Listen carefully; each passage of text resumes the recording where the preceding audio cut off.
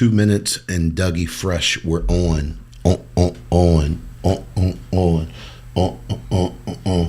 You're not gonna sing with me? On. She is so late. Listen, hey guys, do me a huge favor. We're getting ready to go live. Well, we are live at the moment. If you are here with us already, do me a favor, put your name in the chat. Let us know where you're from.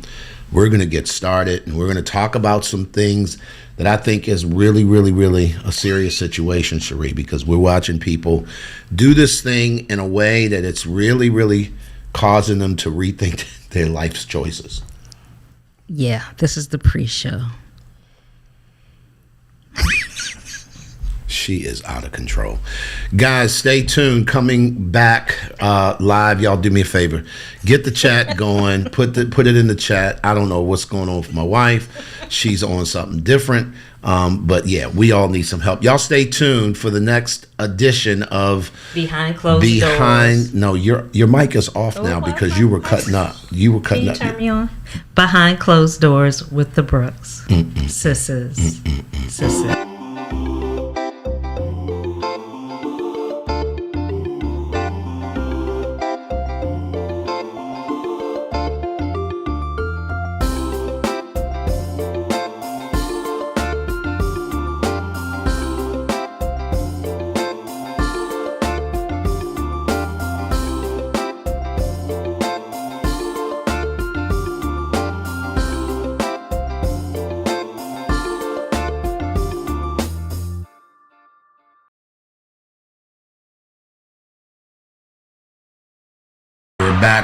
We're back. So welcome to the room, everybody. Good to see you in the room. Shelly Thomas from Stafford, Virginia is in the building. Welcome back to Behind Closed Doors with the Brookses. Cherie, this is the first time I think you and I have showed up on screen in a few weeks. And so how you feeling? I am feeling amazing. I'm amazing, feeling amazing. It's good to be back. I'm back at 100%. For those of you that have been following us know that we both had some little health issues over the last couple of weeks, but we're good. But now we're dealing with dental stuff. But yeah.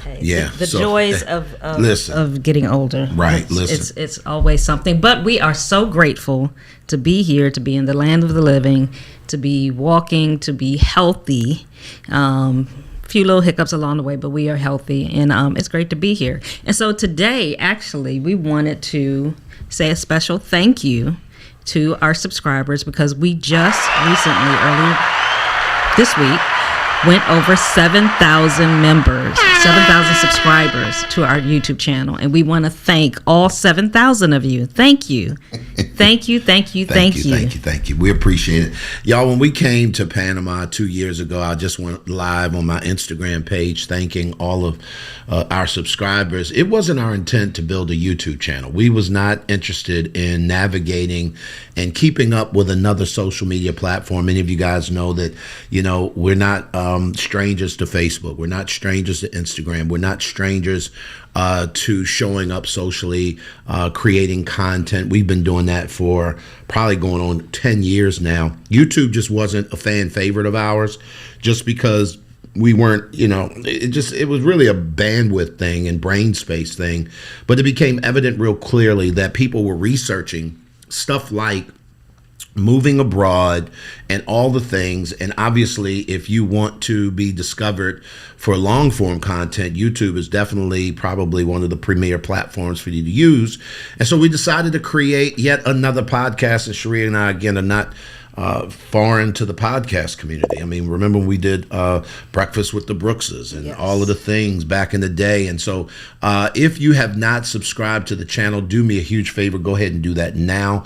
But we're going to get into the topic. If you guys are ready, put a ready in the chat. I need to see some readies. Good to see you, Daryl. Good to see all of you guys. If you're in the room and you're on, do me a favor and give me a thumbs up. Let us know where you tuned in from. I'm Antonio Stevens.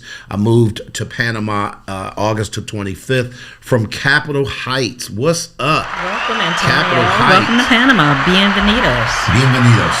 Bienvenidos. I remember, I don't know how long you lived in that area, Antonio, but you may remember the Church of the Lord's Disciples. Rest in peace, Duran Cloud. We worshiped there at Capitol Plaza in a church for a number of years before we moved to Forestville, and then later Cherie and I were part of the church plant in Atlanta and all the things. So yeah, it is really, really good to have you guys along for the ride. Yeah, so you ready to get into today's talk? But I see a couple of readies, and so let's get into this. So what the topic of today's issue is top 5 reasons people fail when moving to Panama.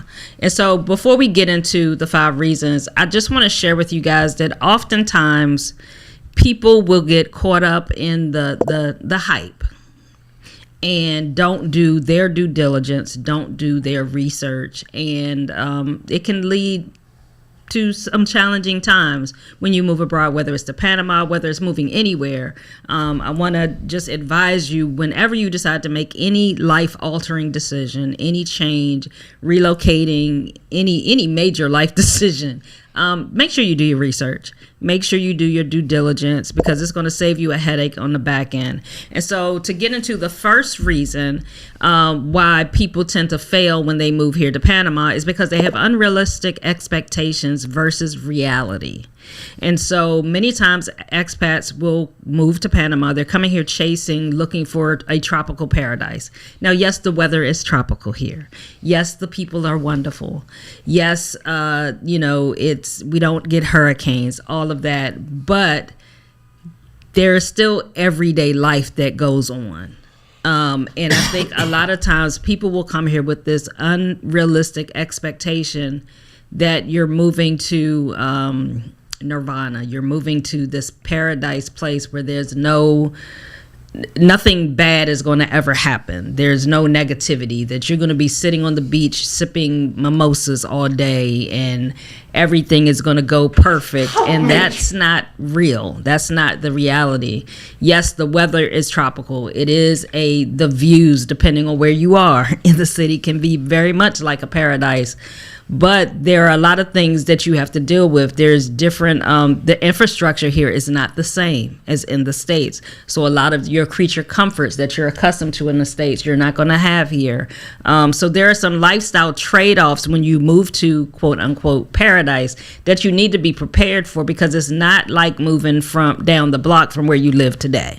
Yeah, and I think if I could add to that, Cherie, when we talk about expectation, unrealistic expectations lead to unmet expectations, right? And so now your hopes and your dreams are dashed. I can tell you, I know people who didn't do all their research and they get here and now they're locked in a sense. And they're having almost like buyer's remorse, and it becomes a thing where, well, I didn't know. And so we're going to get into how do you avoid that? Like, how do you, particularly where Panama is concerned, how do you avoid that whole unrealistic expectation piece? Right. So before we get into the how to avoid it, I want to give you guys just an example. So we've known couples, families that have moved here with children. If you're moving here with smaller children, it's much easier for them to adapt, for them to immerse themselves in the culture. But when you move here with teenagers or older, young adults that don't speak the language, that don't understand the culture here, it can be very difficult for them to make that transition. If you have not done your research, already found kind of a network for them to plug into before you get here, you can wind up having a headache on your hands, because teenagers, as we all know, they're fickle on their own. And the last thing is for you to take them from what they're accustomed to and plop them off into a culture that they're not familiar with at all. Now, I'll say this for the most part for adults, whether you're in retirement age, whether you're a single adult moving here, you can pretty much find a community of other expats to connect with and can build relationships.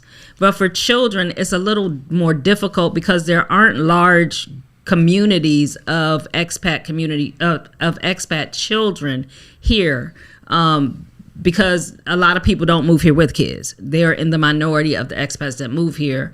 If they're school age, they're more than likely going to go to school with majority Panamanian students. Even if they go to an international school where they speak English, The majority of the students are going to be other international students, either majority from Panama, but some from other countries. And the majority of them speak Spanish. Right. Although they will speak English in school because they have to. Outside of that, in their social settings, many of them still speak Spanish. So if they don't know the language, that can create a headache. And unfortunately, we've seen families move here and have to leave because their children were not able to adapt. Yeah. And so, yes. Yeah.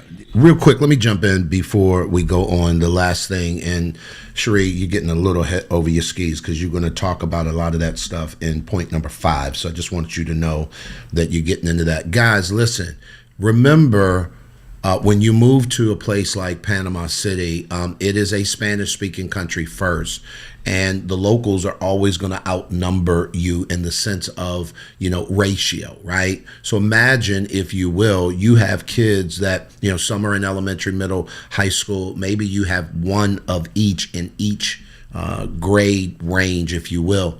The challenge is going to be is their social networks in those particular groups. You may move into a neighborhood where, like particularly in ours, a bunch of expats, not from the U.S. expats, have very little children, not a lot of teenagers. So if you have a teen who's 10th grade, 11th grade, they literally may come and there's nobody to make friends with. Forget go outside and make friends.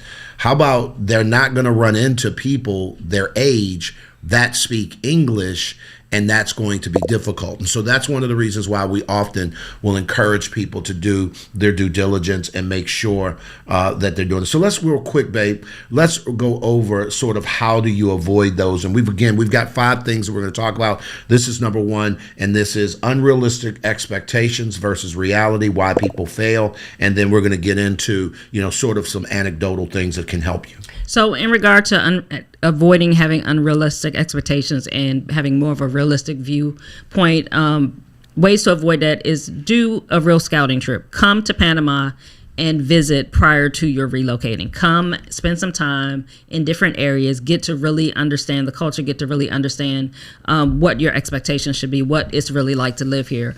Talk to current expats across different parts of the city. There are a lot of Facebook groups that offer you the ability to connect with other expats here. We also have a WhatsApp community.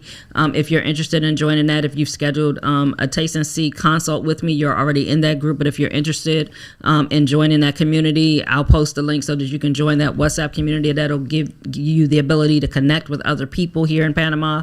And like I said, research the infrastructure gaps and some of the lifestyle trade-offs, things that are not the same as in whatever country you're coming from. And then set expectations around easy living with caveats and be ready to adapt.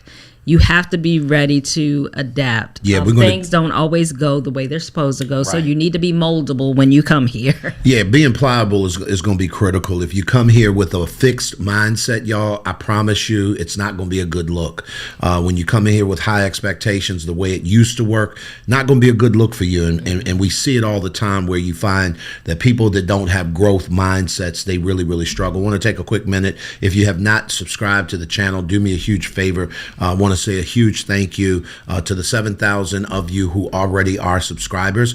Certainly sign up to become a part of our communities on YouTube. We have a day one community where if you wanted to get into a situation where you can actually text us direct questions, there's a community there for that.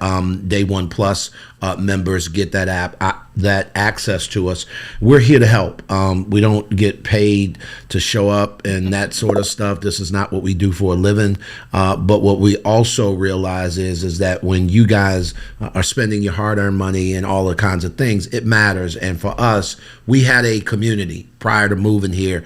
It wasn't as robust as the one we've created now in terms of other people coming, but we had some connections. I think about Mike and Stephanie, whose kids are in school, and he at one point was hosting actual in school tours, because the school systems are different. When your kids are out for the summer, these kids are going to school. When y'all's kids are out for winter break and Christmas, I'm sorry, when y'all are going to school and y'all are still technically in school, you may have a brief break. These kids are out for the summer, if you will, during that time. So if you decide to come here during Christmas, for example, you could actually sign up and figure out a way to get a tour of an actual international school, and that sort of stuff, perhaps, and really figure it out. So it's all kinds of things. Or when y'all kids are out for the summer, rather, and you want to come here in the summertime, kids are in school here, and it's possible to do. So number 2, let's go ahead and go there, babe. Right. So the number 2 reason why people tend to fail is insufficient financial cushion or planning. So people tend to not, they underestimate what they need to live abroad. And so a lack of capital and underestimating the cost can often make you vulnerable, especially when starting out and you encounter any unexpected costs that you haven't built into your expenses. And so, you know what your day-to-day expenses are where you're from, but you definitely need to create a budget, really look at what are the costs here, what are things to anticipate costs for. Like we recently did a video talking about some unexpected costs when it comes to medical things that can occur, because unlike in the US, many of us have health insurance through your employer if you're working.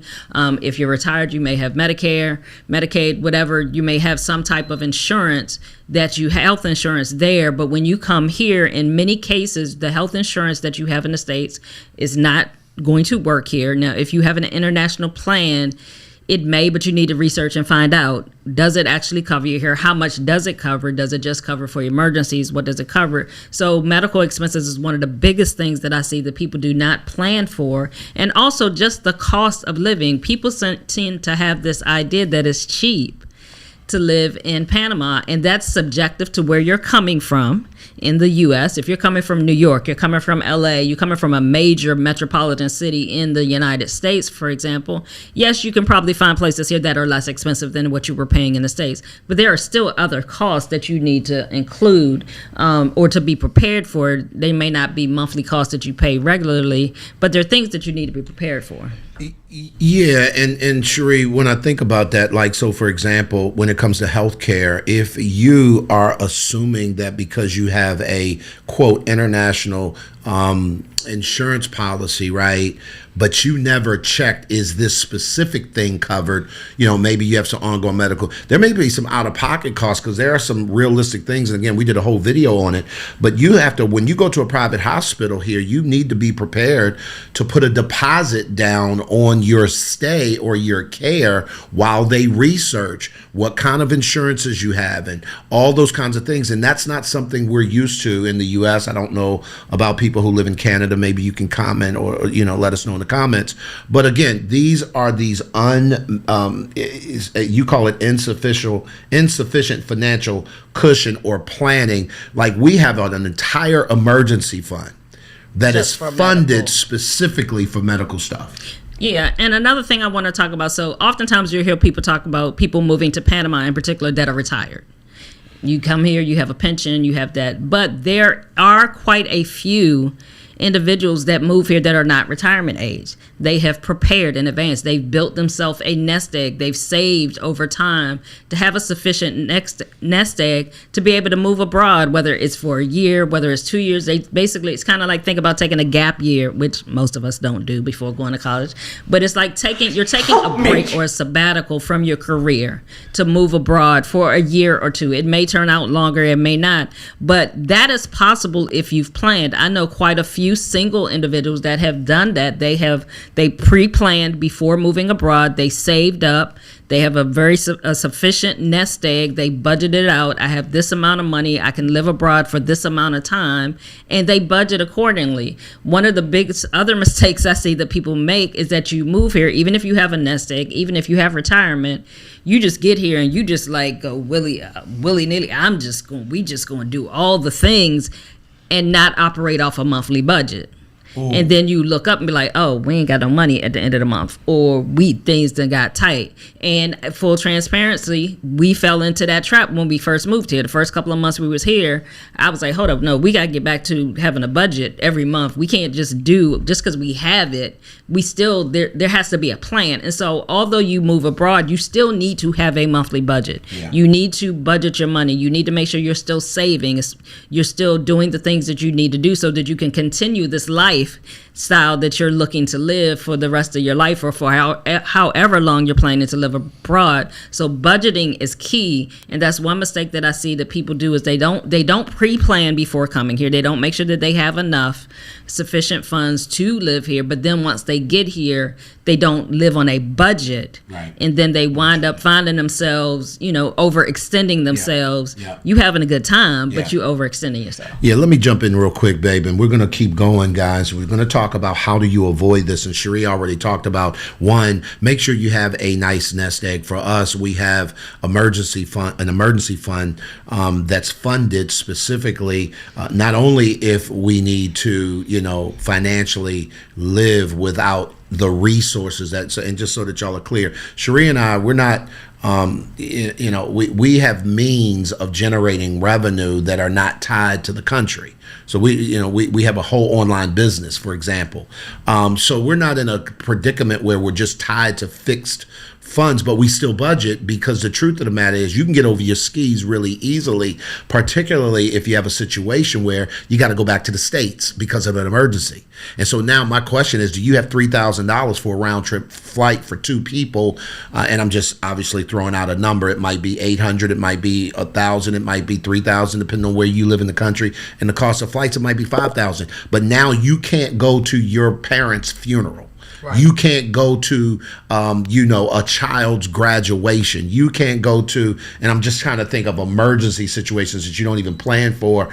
Maybe a loved one is hospitalized and it is tight, and you can't. Well, we have a fund where I promise you, if something jump off, we're jumping on a plane. Right. And we ain't got it. It's already set aside for that, because we came here with the thought, even though we're not into going back and forth to the U.S. like that, if we need to jump on a plane, we're doing that. Right. So with that being said, so we have a fund set up for medical emergencies, for medical expenses, not even emergencies, just medical expenses. We also have a separate fund set up for travel, for if we need to travel back and forth to the States. We have funds set aside for that, and that's something that we budgeted for, and we have that set aside. When we use it, we replenish it and use it, and so that we don't run into those things. But the biggest thing is that the biggest challenge when it comes to this, and then we're going to move on to the next one, when it comes to finances, is that most of us prior to retiring, prior to coming to live abroad, you were working a 9-to-5. You did not live on necessarily a fixed income. And typically when we think of a fixed income, you think of somebody on Social Security, that's a fixed income. When you go into retirement and you're getting a pension and that's your only income, newsflash, you're on a fixed income. It's a fixed income. So you need to budget based on that fixed income, whether that fixed income is $5,000 a month, $10,000 a month, $2,000 a month, whatever it is a fixed amount. If you are no longer working, if you no longer have a way to generate additional income, you live on a fixed income and you need to plan accordingly.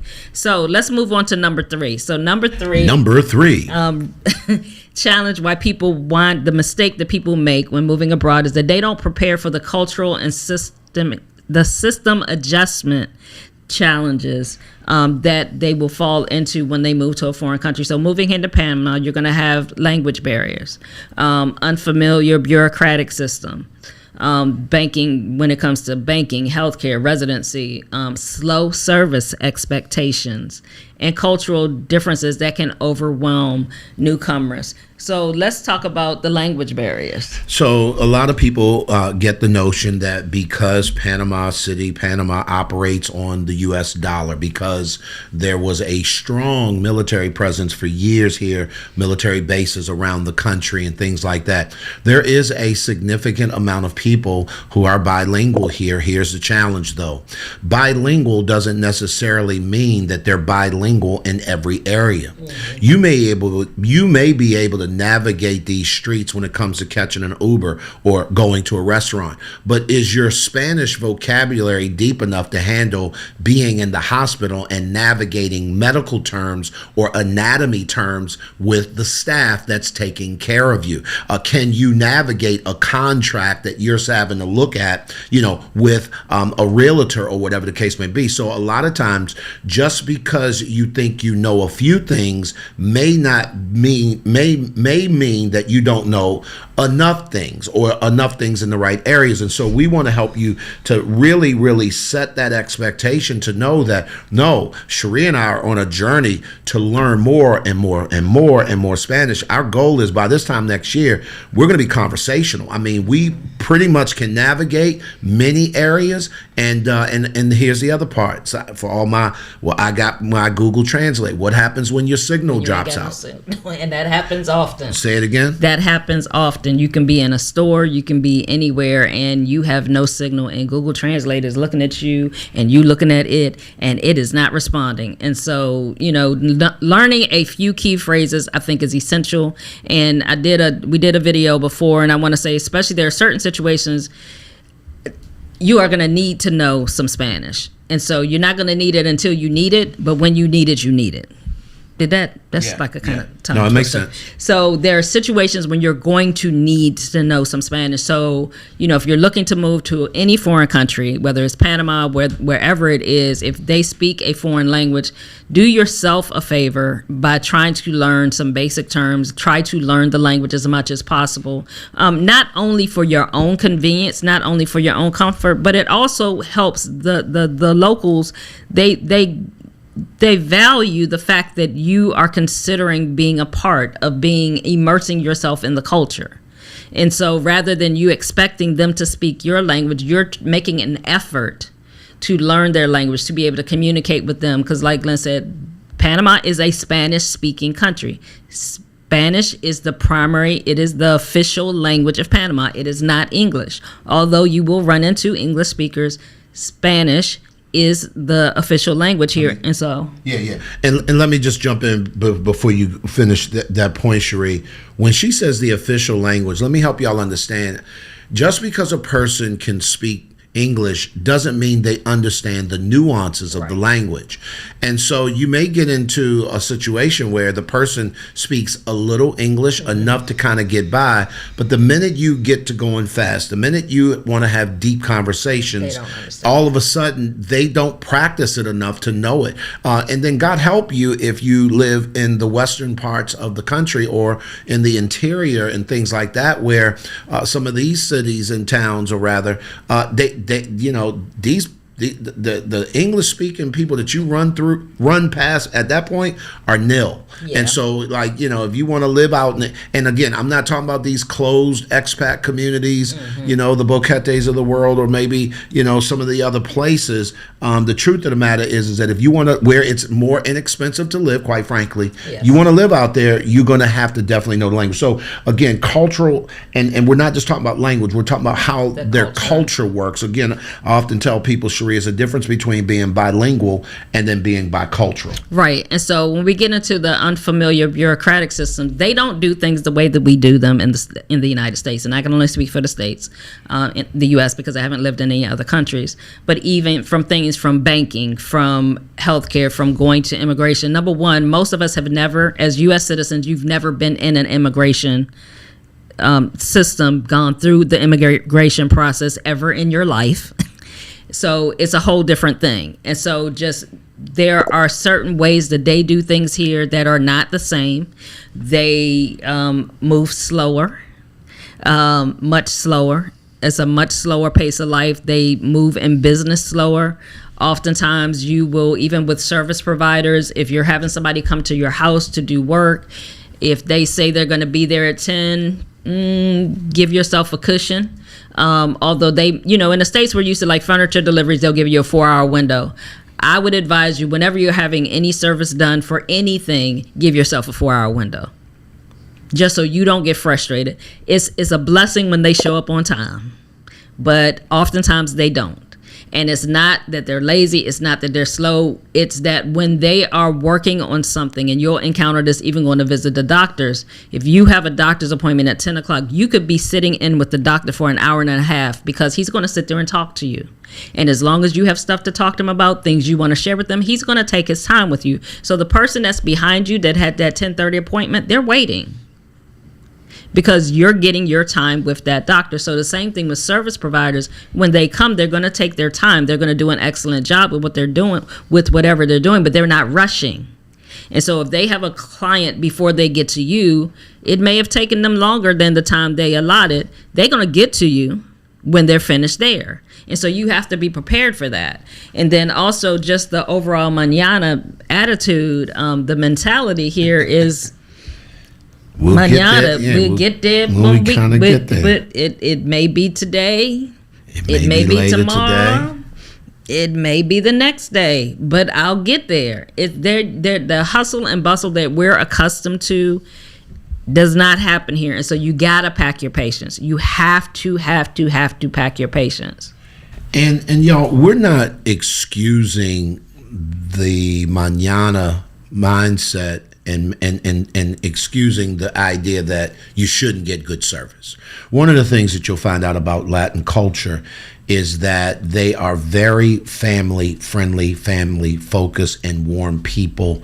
Their culture is a passive versus an aggressive culture, particularly here in Panama. And so when you understand their mindset around why they're doing it, they actually, somebody just, El Padrino, good to see you, my friend. He said he saw us out Saturday evening eating outside at a restaurant patio, but didn't want to disturb us with our family. And here's the thing. What you say, Sheree? You could have said hello. Listen, I'm thinking that may have been while we were hanging out. It was a new restaurant. We'd never been there. It's on Calle Uruguay. And it was when we were hanging out with Mayu and Omar. For the graduation ceremony. For the white coat ceremony. The lunch after her ceremony. But you still could have said hi. Because we were on the patio. So the point I want to make there, though, babe, is that's an example of what Sheree and I are talking about, that when you decide, and we're going to talk a little bit about that, when you decide to ingratiate yourselves to the community, when you're to embrace the culture. That was our Panamanian family.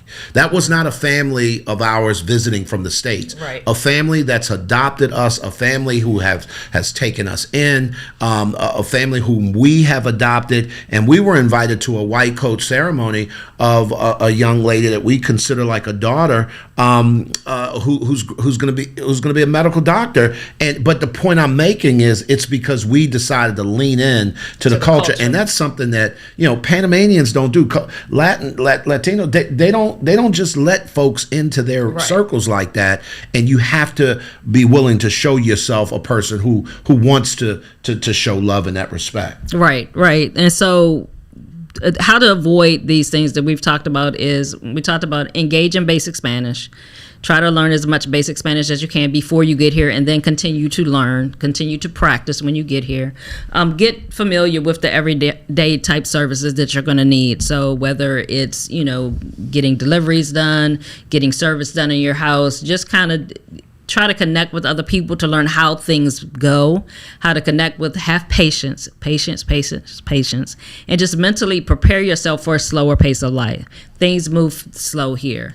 It's not, things just aren't going to, there are so many instances I can give you. I mean, literally, when we went to the bank to open up our bank account, it took almost 2 hours to open a bank account. It was actually longer than that. Was it longer than? Closer to 4. Okay, like 4 hours. In the U.S., you go in, you sit there, you fill out the paper, you open a bank account.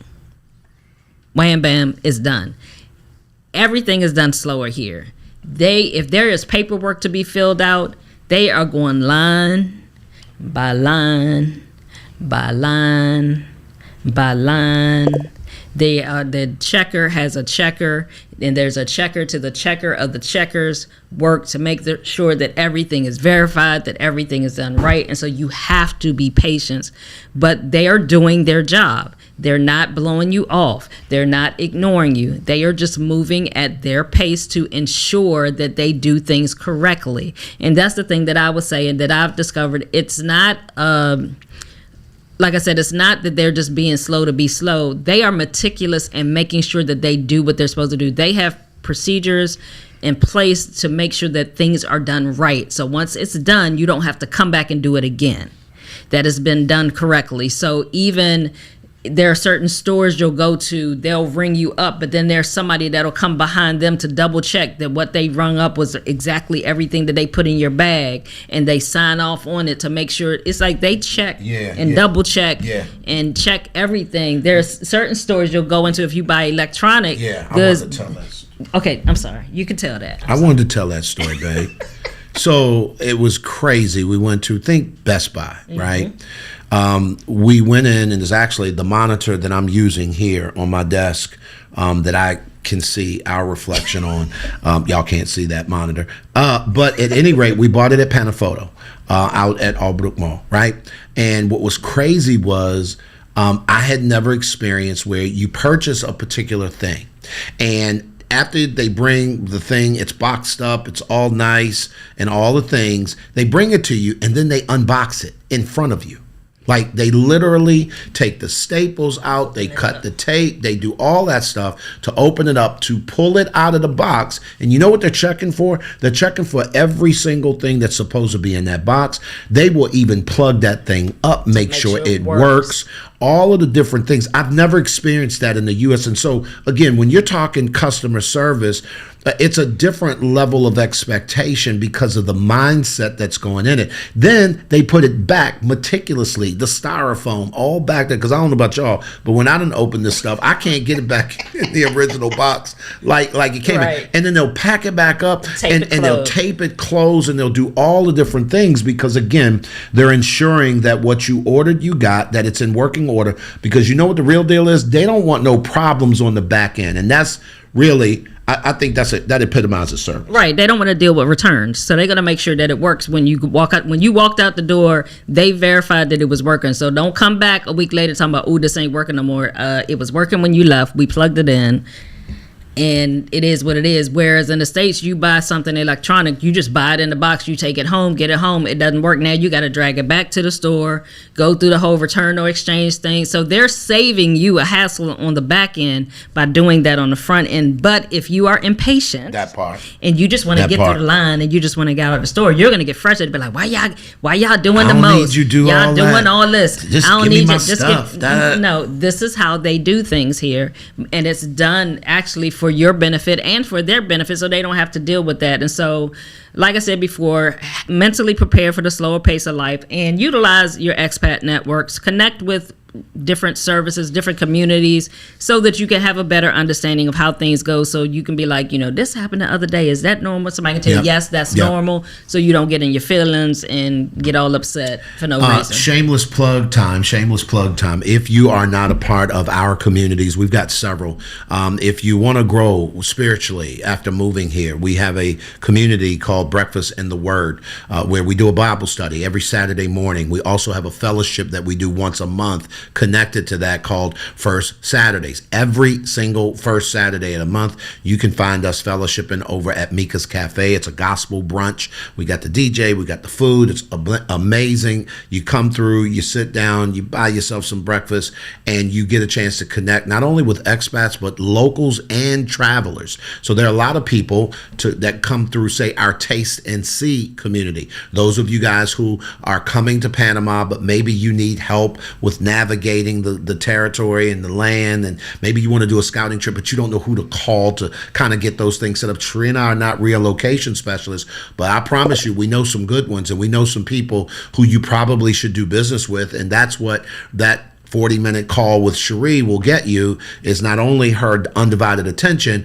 but also the connections that we have that can help you guys, again, find the easy button. It goes back to when you have community and you can do your due diligence, your situation is just going to go so much smoother. So again, if you want to be a part of any of those communities, just make sure that you check out the descriptions and the links below. And Cherie's also put it here on the screen. And I'm going to make a little shameless plug. So this Saturday, Saturday, which if you're watching this live today is September the 4th.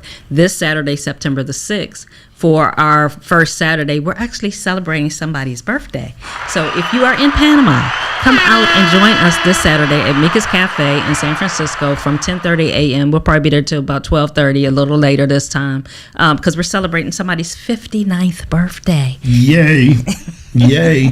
No, I love it. And we do this really because so many of you guys have randomly come to the country and you're like, I want to catch up with y'all, or can we connect? And y'all just got finished telling you, we just, went over 7,000 subscribers. That's just YouTube. We can't meet all 7,000 people. Say it again, babe. We can't meet all 7,000 of you face to face. And half the time when you come, we may or may not even be here in the country because we got a whole life. You get what I'm saying? And so we're doing all the things. And so we certainly want to meet you. So what we did is we said, let's schedule a monthly meetup where we're going to be there. At most, I think we've only not been to one, and it was because we were in the States doing one. And so I just want you guys to know that once a month, every single, not first of the month, the first Saturday of the month, you can absolutely come and meet us. And this particular Saturday, we're going to be celebrating my birthday. It's a little early. My birthday is actually 9/11. But yeah, we're going to get down, and I hope to see you face in the place. Come on, babe. Let's keep going. Number 4. Right. So number 4 reason why people tend to fail when they move to Panama has to do with real estate and legal pitfalls. So the real estate market, the way that it operates here is not like in the United States. The legal system here does not operate like the United States. When it comes to the legal system, other than immigration, you do not want to have to get involved in the legal system in any way, shape, or form, because it is very, very, I would say, archaic in some degrees. So, for instance, if you're in a car accident here, Say you own a car, or you bring your car here and you're driving, you get in a car accident. In the States, you would just call your car insurance. They would come do an appraisal. They'd issue you a check, repair, bam, done. 30, 45 days, it's taken care of. If you have a car accident here, the way their system works, number one, it could be a year before your insurance finishes their investigation and does all of their things before they even approve what they're going to repair on your vehicle. If someone is injured, if you hit someone else and their vehicle is injured, The vehicle is injured. Their vehicle is injured, or not the vehicle is injured. Vehicles don't get injured. The vehicle is damaged. There you go. Or the person is injured. The vehicle's injured. The vehicle's damaged, or the person is injured. Help me. The way that Panama typically operates is the person that was injured may say, "Hey, just give me $1,000 and we good."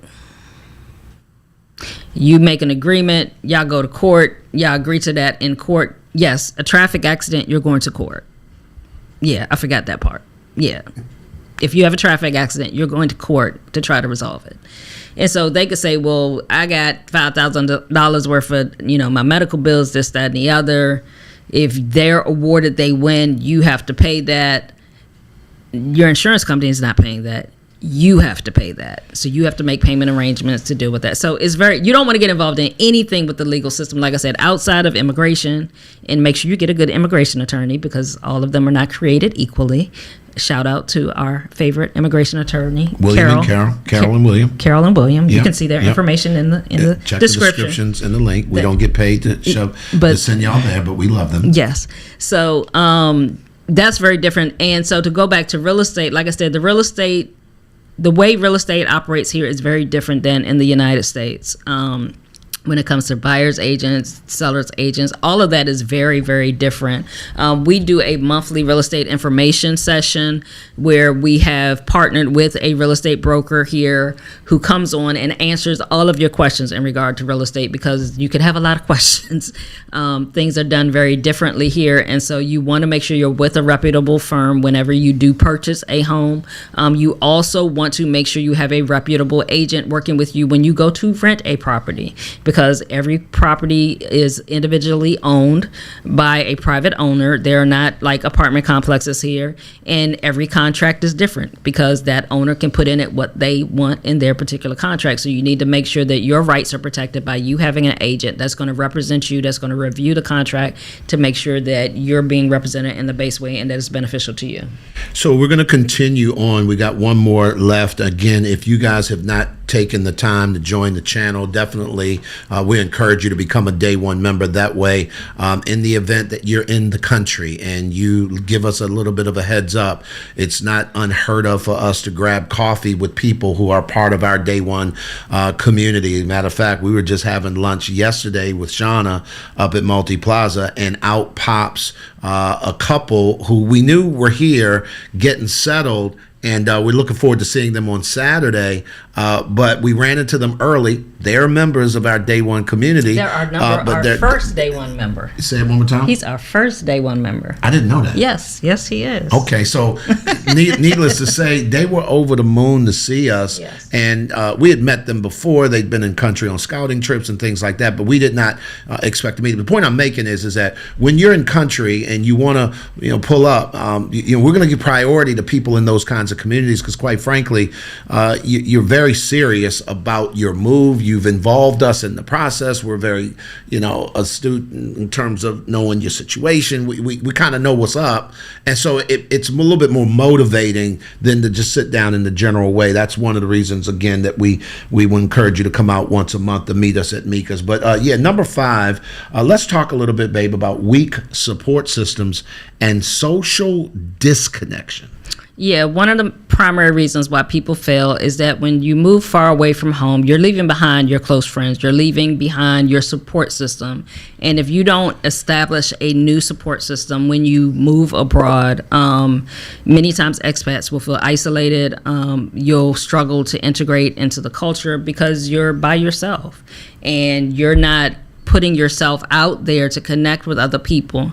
Now, I'll be honest, especially when it comes to connecting with Panamanians, that's not an easy task. And it's not that they're not friendly, it's not that they're not helpful, because they're extremely helpful, they're extremely friendly, but they are a little guarded when it comes to letting you into their personal space. A big part of that is the language, because many times you don't speak Spanish, and so they're not going to bring you into their environment, and then they got to struggle trying to speak English with you. So that's one thing. And then they're just Panamanians are very, very family oriented. This culture is about family. They have very tight-knit family circles. And so for them to invite someone into that, they have to really trust you. They have to build a solid relationship with you. So that's not something that's going to happen overnight. But I advise people, if you want to integrate into the culture, if you want to immerse yourself in the culture, one of the easiest ways is wherever you wind up planted in the country, wherever you live, find a local coffee shop, someplace that you go to a couple days a week and just go and sit and engage with the staff. Start talking to them. Just have little conversations. Just show yourself friendly. Practice your Spanish with them. If you're in a high rise, in a condo, and you have staff in your building, talk to them.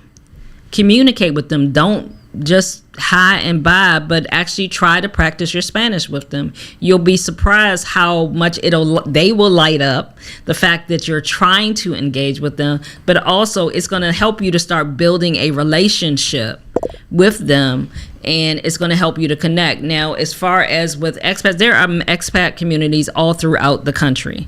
Wherever you move in Panama, for the most part, you'll be able to find other expats, but what you will not be able to do is find expats or find locals to connect with if you stay within the 4 walls of your house. Let me say that again.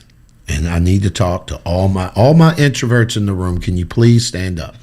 Like, if you're in a place where you literally can stand up, I can't see you, but I need you to stand up because ain't nobody looking. Come on, and if you can, do me a favor, put a me in the chat. If you're an introvert and you don't people well, maybe you don't particularly not for bad reason, but you don't do people like that. Put me in the chat. Put a me in the chat. Come on, introverts. I know, Cherie, you need to go first. I'm not an introvert anymore. Cherie, you are an introvert. You just choose to show up in the other parts of your temperament. But you are 100. God made you like that, and this is what I need y'all to understand. God made you the way you are. Yes. However, here's the deal. I need you guys to understand that if you want to connect in a place like this, you got to go outside. You got to show up. You got to come outside of your shell. You got to come outside of your comfort zone. And that's one of the reasons we try to create reasons, ways, and opportunities to do it.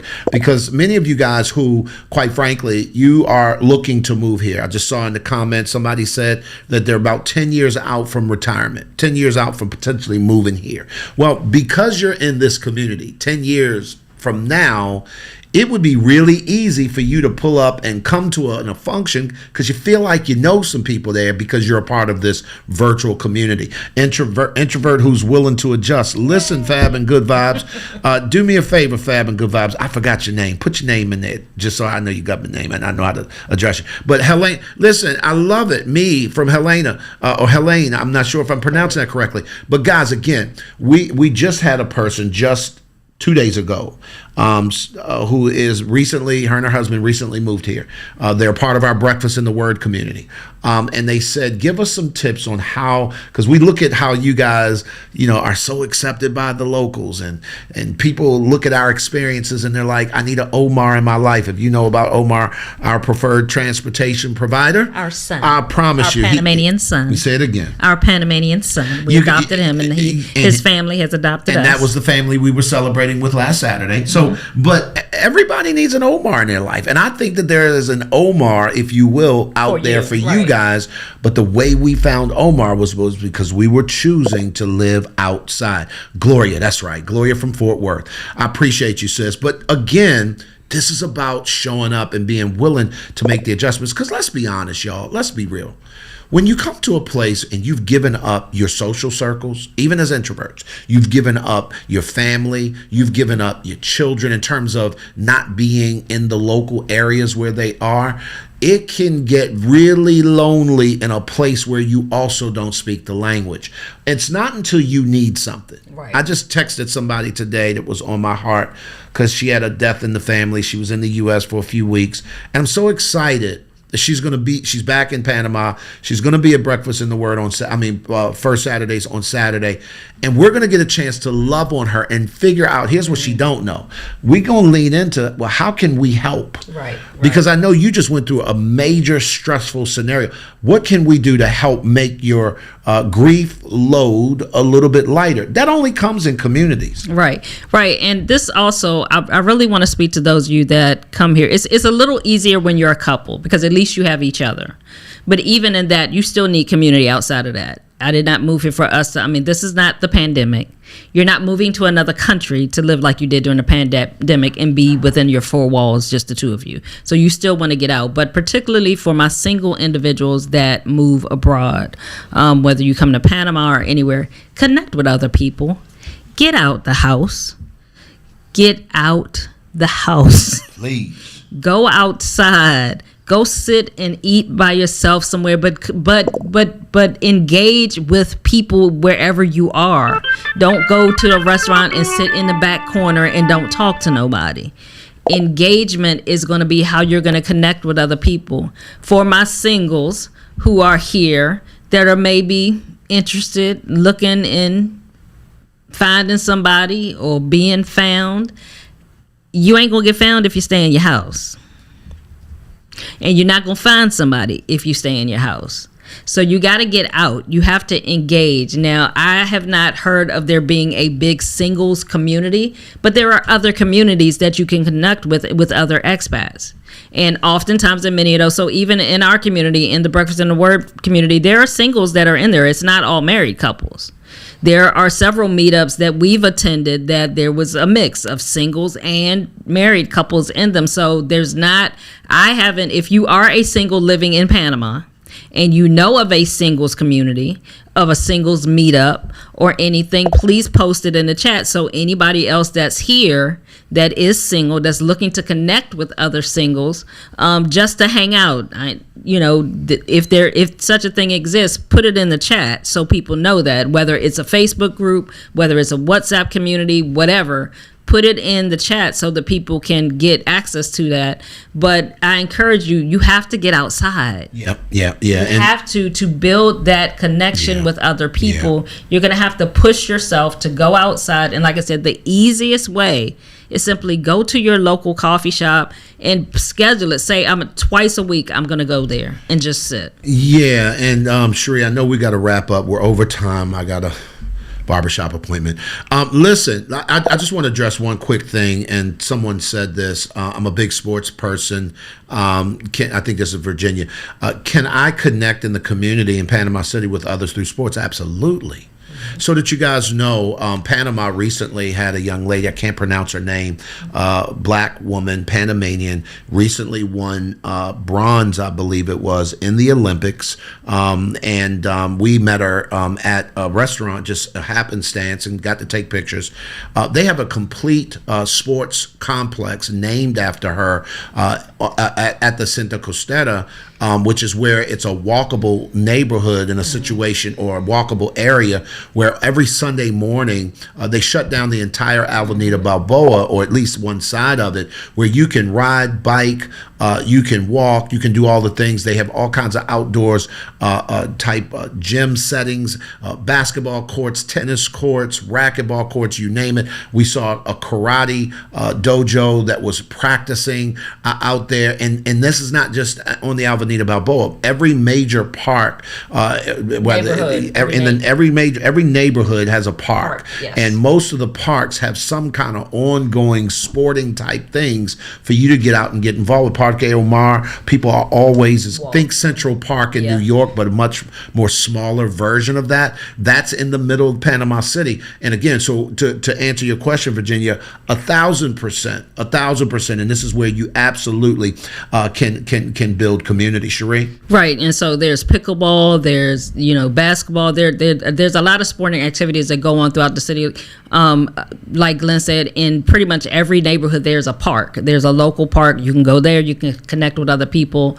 On Sundays, like you said, go down to Cinta Costera when they shut it down. But people on Cinta Costera every day go down there for walking. People go to Parque Omar and walk. So there are different ways that you can connect with people, whatever your interests are. You can find a community here to connect with other people, but you have to get outside to do that. Yeah, and then to answer the other question, Novella, do me a favor. If you guys are going to be here in early 2026, if you haven't planned your trip, we would love to meet you and your family as well. Try and schedule it around a first Saturday of the month, because that way we'll get a chance to meet you at Mika's Cafe, where we do a gospel brunch that's turned into this major network. It's funny, James, the owner, is a part of our Breakfast in the Word community. He told us, he said, y'all, it's getting to the place where I may have to just shut the restaurant down from the public during those 2.5 hours that y'all are there, because it's crazy. It's taking over the whole restaurant. We taking over the whole restaurant. It's getting to be a thing. So we love to meet you there, Novella, and really appreciate you for being outreach efforts with the homeless. I'm getting ready to meet tomorrow morning with a brother who runs a community effort in the El Chorillo area right next to Casco Viejo, where he reaches out to not only kids but also people who are in the indigenous communities, and there are ways for you to be able to get connected to groups and people who are absolutely reaching out to homeless people. And so all of these are things that you can do. El Padrino, this is a funny question. El Padrino says, are you guys members at Price Smart? Yes. If so, how do you rate it? Yes, and it's like Sam's Club, any other big box store in the U.S. Prices are reasonable. You do have to get a membership just like those. And so definitely a great resource if you need to buy things in bulk when you get here. Real quick, when it comes to, just to go back, thank you for that question, El Padrino, but to go back to the question about the outreach, if you're interested in learning about outreach opportunities, things like that, please sign up to join our Breakfast in the Word community. The link is posted in the chat. When you sign up for the Saturday morning service, you'll get access to our WhatsApp community for that ministry. Our ministry is We All Need Some Help. the foundation, which is our ministry outlet that we do here in Panama as well as globally. We do a global Bible study every Saturday morning, except for first Saturday when we meet in person. But we are preparing for several outreach opportunities here in Panama as well as abroad. We're actually in the beginning stages of planning our first mission trip for people to come here in 2026 to do some outreach activities. So if you'd like to be a part of that community, to stay abreast of what things we are connecting here in Panama to do, we just did a underwear drive in the States for homeless teens where we were able to collect donations to help support that. And so we do a lot of things in the community. We're trying to do more. We're trying to make impact. Not only here by sharing with you guys, what we're learning as we're living here in Panama, but we want to make a global impact just to make this world a better place and to help people to continue to do their part to serve and make an impact on others. And so thank you guys for joining us today. We appreciate you all. If you have not subscribed to the channel, please subscribe. If you'd like to be one, to support the channel, please sign up, join to be one of our day one members. It's a nominal fee where you can help support us, so that will continue to fund us, to help us to be able to do the content, to go out and do things to gain content for this podcast so that we can give you more information. And we just appreciate you all.